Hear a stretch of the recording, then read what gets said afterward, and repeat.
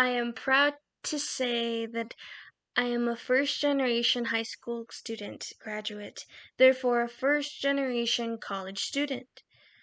There's something I hold very dear and close to my heart because my parents had to go through so much to get my siblings and I to where we are today.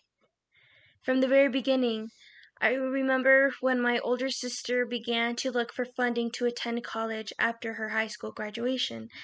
I remember her stressing out, looking for a way to be able to pay for her classes.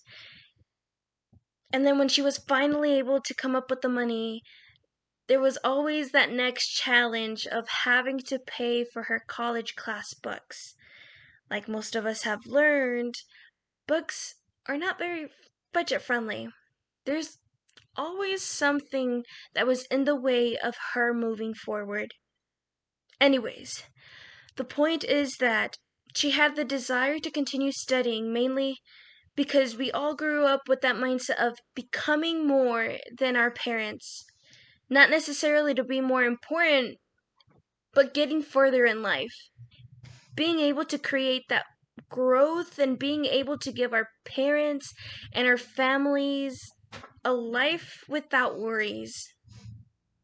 But because of the issue of money, she was not able to finish her college education.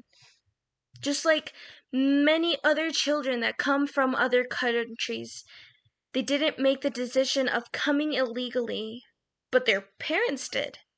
And most of them are very grateful for that decision made because thinking back of how that economy was, how they would have lived back at home, it's just scary to think about. But that doesn't help with the struggle of reaching that goal of creating a happy and stable family here in the US. Now, back in 2012, former President Barack Obama signed on the DACA program with an executive order. There were a couple of requirements that you had to have in order to qualify to receive this help. This included the recipient had to be in the country before they turned the age of 16. The recipient had to have a high school diploma or a GED.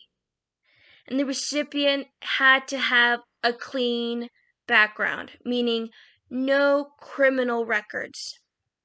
And although for most of you, what that means is just having a piece of paper with having the authorization to work here in the US legally. Most of them, that's a huge blessing for them.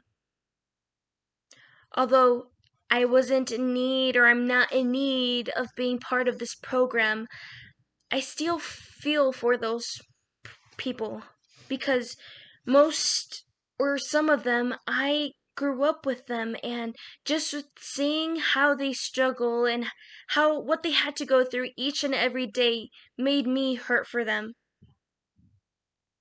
This wasn't just the 4 close people that I had to me that affected, but over 6 million students in the US.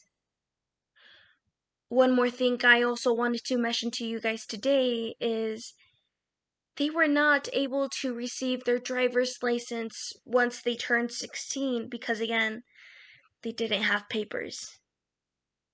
As of 2017, President Trump and the Supreme Court ruled to terminate this program, leaving over 11 million students ignored. Now, there may not be something that we can do on a personal level, but on a national level, we can do something so great to help these students once more again. On an ending note, just imagine if you were put into this situation. What would you do? Let's do the right thing and start taking action to help these friends of ours. Thank you for listening. Have a great day.